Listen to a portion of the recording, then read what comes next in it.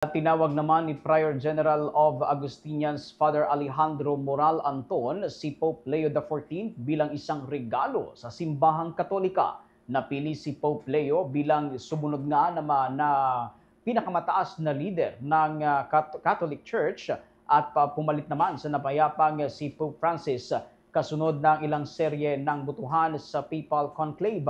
Ayon kay Father Moral, natutuwa ang mga miyembro ng Augustinian Order hindi lamang sa pagkakapili kay Pope Leo XIV, kundi sa kanyang liderato bilang bagong Santo Papa.